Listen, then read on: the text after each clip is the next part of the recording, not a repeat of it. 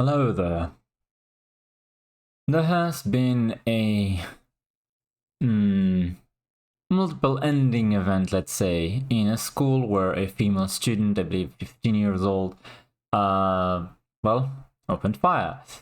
And two people are gone, which is awful. There's also been a couple injured, and she is gone as well, I believe. Now, the media does not try to understand what is going on here. Why did she do what she did? Rather, they are very intent on shifting the focus to banning what they call assault weapon, essentially banning all guns from private citizens, because they want to pursue tyrannical measures, and the populace being armed bothers them. It interrupts that. That's my personal take. A lot of people will agree with me on the right. A lot of people will disagree with me on the left. But in my opinion, disarming the populace does not make you safer from guns.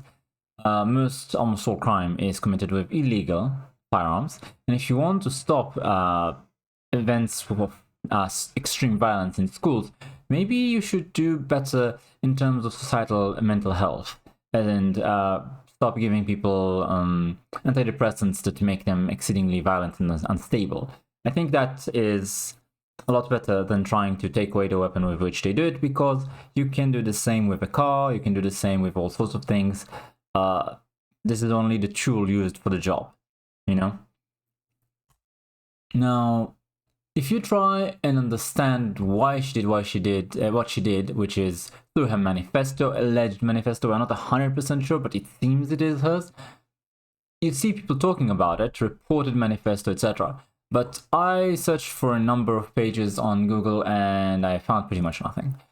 The best I got was the Times of India, where they talk about points in her manifesto, war against humanity, etc. They try and make it seem as though she hated society. However, if you search with other search engines, you can find a more detailed description of her manifesto, along with quotes and things like she had an anti-men manifesto. She doesn't care if they are fathers or brothers, husbands, sons, teachers, police. She says she was craving to end them all. Quote, "This is my mission," end quote. So we're going to go over the different ways that the media reported on this issue, because I think it's very important to note that this is political. The way it's covered is very, very different depending on who did it and why. And if it was a man saying that he hates society, perhaps because he was rejected by women, and feels hopeless that he would ever have a family or even be treated as a respectable human being simply because of his low social value or low attraction value to women, then he would be called an incel, and he would be used to tear with the same brush a lot of young men say that they're radicalized, that this is a societal problem, and that we need more censorship and propaganda in order to beat them all down to be good little worker drones. On the other hand, when a woman does something like that, nobody ever talks about what made her do so. There has been a lot on social media trying to radicalize women. I'm not blaming women, I'm blaming social media, specifically the left.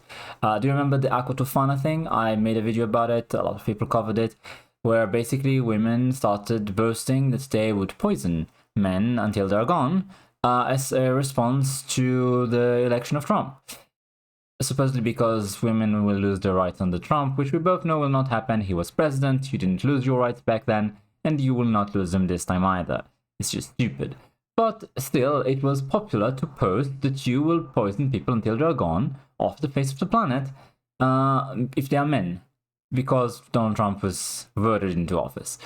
And of course, there's a 4B movement saying that essentially, need to completely distance themselves from men for their own safety. There has been a lot radicalizing women to hate men. It comes from the top down. It's not organic in nature. I don't think women want to hate men. I think they're being propagandized by fear into hating men and feeling under attack constantly.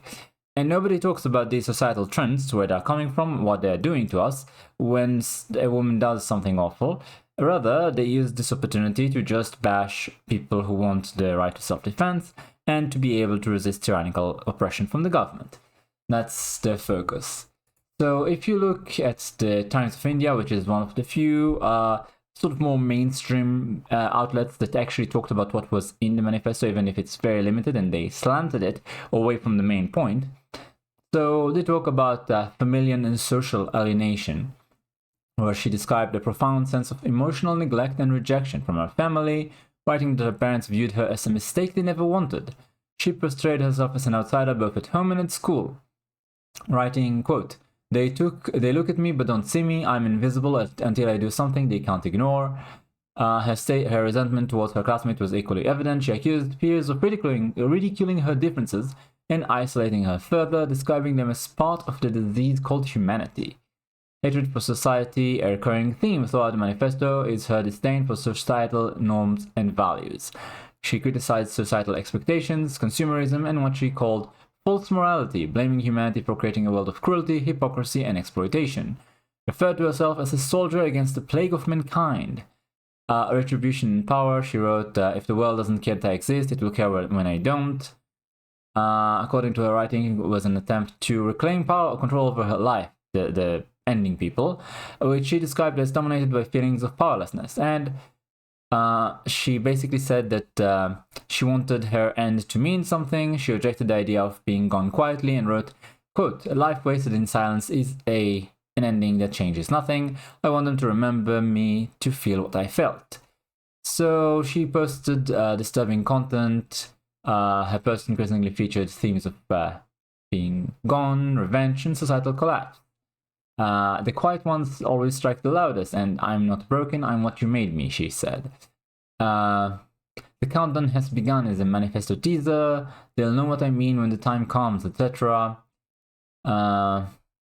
Also cried for recognition. I am a shadow, but I'll make them see, etc. So, absolutely, it's showing here that there were a lot of red flags, and people should have noticed that something was wrong, but they didn't. But nothing about exactly what she hated so much. On the other hand, if you look at Times Now World, you can see the quotes specifically from inside her manifesto that show violent anti-male rhetoric, saying things like, quote, women are the only hope for this wretched world, but even women have been brainwashed by moids. I'm supposing this is some sort of insult to men. For too long, they've internalized the patriarchy and turned on each other, always begging for male approval and validation. It's disgusting. I realize the truth. Men are irredeemable. Radfem, radical feminist, German, Austrian painter, is effing vindicated right now. They can't be reformed or redeemed.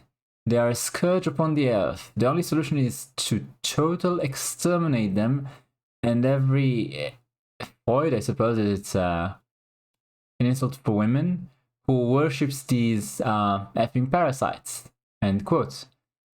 This is a claim from her manifesto. Another one is, quote, every single male must be wiped out, from babies to the elderly. Only then can women be free to create a new world.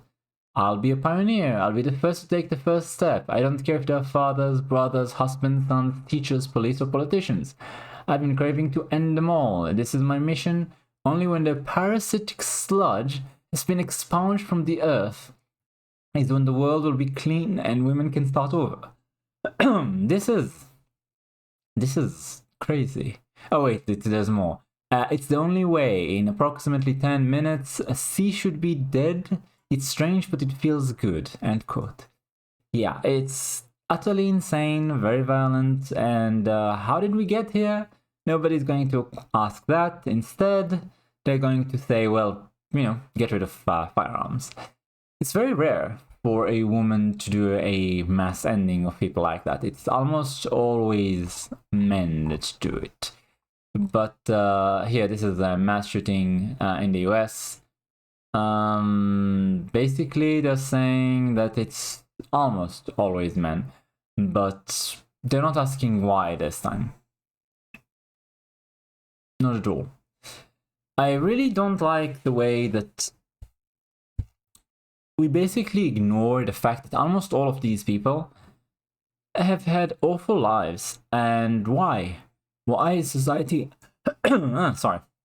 Why is society so resistant to the idea that something about the current social norms is wrong?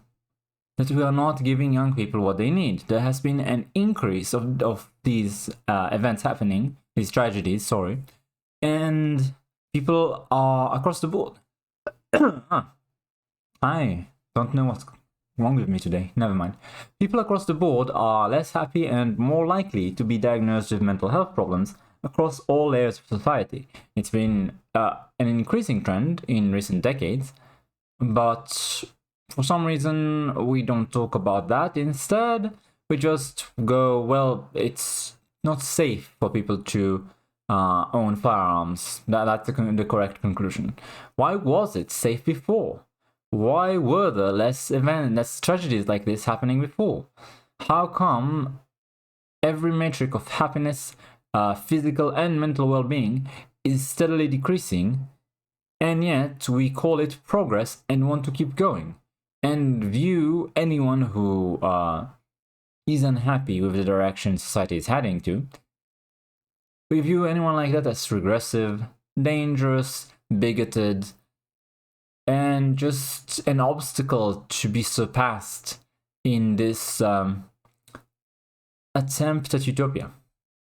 This is truly the basic narrative of the left the world over. The establishment left, not the populist left. The populist left believes a lot of the same, let's say, in terms of what social problems are and what the solutions should look like in general. But then when it comes to specifics, they say, hang on, you go too far here, hang on, this isn't working there. And once they make these observations, they are cast out and then they join the right. That's usually the cycle. This is what happened to a lot of people. I believe even Trump himself basically was an 80s Democrat, right? Elon Musk used to vote Democrat, RFK Jr., even people like the Young Turks, Anna Kasparian. Literally, her problem was, well, hang on, we're doing all these lefty things, and then things are getting worse, and suddenly it's not safe outside, and there's homeless people everywhere, and needles, and the human feces, and then when you notice it and you say, hey, this is a problem, why are things not getting better? Maybe we should recalculate, maybe we should amend our ways just a little, then suddenly she's cast out. It's noticing that things aren't quite as they should be when the left is in charge that leads honest leftists to become populist leftists instead of establishment ones.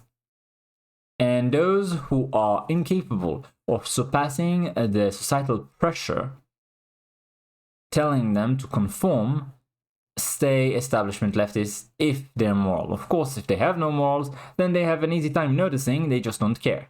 They sold out for money and influence, I suppose. Now, I will say that despite everything I said today, I do not think we should harbor resentment towards women or girls for what this particular one has done. I think it would be very stupid, and I think it would just be letting them win. This is not a case of men against women, in my opinion.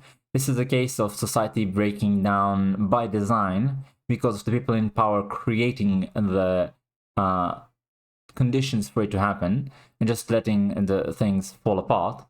And we should realize this and demand accountability from them instead. She should have been helped. She should never have been primed to this in the first place. We should definitely, once again, take a look at antidepressants and similar medications that create violent and unstable people. We know this already. Almost each and every one of these culprits in tragedies of this sort has the same background. They are usually in therapy and taking these meds. And also they are usually on social media a whole lot. especially if it's the female ones. The male ones might not be quite as much, but usually, yes, it's just a society that has been engineered to be broken and dysfunctional, and to fail certain people that fall through the cracks, is basically mass producing these events on purpose. And not only is it that they want to see these events happen in order to harm society, create division and hatred, but also they use them as stepping stones further for the goal of disarmament of the public. That is not to say that I think they planned or organized this particular event or any particular event. Rather, like I said, I think they are guilty of creating the conditions. And I think that at least some of the people in power know that they're doing so and are doing so on purpose. I think it's a very likely scenario, yes. More likely than the opposite for certain. This is my personal opinion, of course. Your mileage might vary, but I think especially the way that it is covered, never let a crisis go to waste. It's very obvious. If there is a, culprit that is white, straight, and male, they will absolutely bring their manifesto in. They will make it a point to discuss the societal causes. On the other hand, if the culprit is black, trans, or a woman, and especially if they're motivated by hatred for people who are straight, white, male, or any or all of the above, then it's ignored. And it's the same, incidentally, when it comes to crime statistics. Police violence, if there is, for example, a black cop or a woman, and they, ended a suspect who is white or male or something of the sort, then it will not reach headlines at all. On the other hand, if it's the opposite, the other way around, then suddenly it's national news and it's considered part of an epidemic of abuse of force by the police. This is how you create societal change, regardless of the evidence. I remember seeing there were not studies. What's it called right now? I am not at my best today, sorry. Basically, they asked a lot of people the question, how many instances of black perpetrators being harmed excessively by white cops do you think there are every year? And people thought it was during the height of the BLM season. People thought that the number was like 10 to 100 or even 1,000 times the real number. And basically they were exceedingly surprised and in disbelief when they heard the true numbers, because they were sure that the numbers couldn't be that low if society is making such a fuss about it. Surely this was an awful event that was, causing death on an unprecedented scale. Otherwise, why was there such a backlash in all the newspapers? Why did they make such a fuss about it? And that is not to say that even a single unjust end is not warranted for scrutiny and a cause for alarm. But, they basically convinced everyone that there was a societal-wide problem. Essentially, there was some sort of ethnic cleansing happening, and numbers simply didn't bear it out. By exaggerating certain events and downplaying others, the media manipulates us to go along with whatever it is that they want to see happen in society. And this case is a very good illustration for it. Assuming, of course, that this manifesto is true. Like I said, I've seen a couple of YouTubers talking about it. Seems like it's true. The police also seem to be investigating it, even though they are unwilling to talk about the motive. In fact, they talk as if the motive is something hidden, which is difficult to describe and to infer from the context. They say that it's a confluence of different reasons. I think they're trying to downplay and excuse once again. They will not discuss any narrative that is harmful for the sort of feminist, women are right, men are evil kind of social trend right now. It's kind of why the left isn't wrong, because I can perfectly discuss the manifesto of a male hating women and doing something awful like this, causing a tragedy like this. I can say, yeah, he was wrong. Obviously, he was influenced by these trends in society, which I think should be fixed. But also, he took the easy way out and did something awful and should be condemned. It's easy for me to do it because I do not feel kinship with such a person. Regardless of him being the same gender as me, I can still condemn his actions and beliefs. On the other hand, try and get feminists to condemn this woman. It's going to be very difficult unless, of course, they are more populist and less establishment types. If they are the type that would be interviewed on CNN or MSNBC, let alone be, anchors there, likely they will not manage to condemn this because, quite frankly, they are at least peripherally in agreement with her. I'm not saying one for one, but at the very least they think that she is justified or understandable, or at least that she's a victim. I think in order to close the sort of tear in the fabric of society that we have right now, we all have to be willing to condemn those from our own groups that have done wrong. And right now, I think people from groups that have been propagandized to believe that they are under attack and that they are historically oppressed, like women, black people, Hispanic people, trans, gays, etc. All of these groups, there's a great difficulty with them in admitting that any member of the group has done wrong to people who are straight, white, and male. And as time goes on and people on, the other end of the spectrum feel more and more not only attacked, but also cast out from society, banished from all their hobbies, not given the same opportunities when it comes to studies, university, work programs in corporations and the government offices, they are also getting radicalized and they are starting to exhibit the same symptoms. And in my opinion, this is awful. We will never reach reconciliation if both sides start boring down and becoming exceedingly tribal. We have to be able to work together in condemning and combating extremism on all sides. And while I think the propaganda mainly goes down one way, societal collapse affects everyone, and it causes people to become bitter and violent from all castes of life. And when it happens, we should all be able to condemn it and, how to put it, give our condolences to the victims. Thanks for watching, like, comment, subscribe, and I'll see you next time.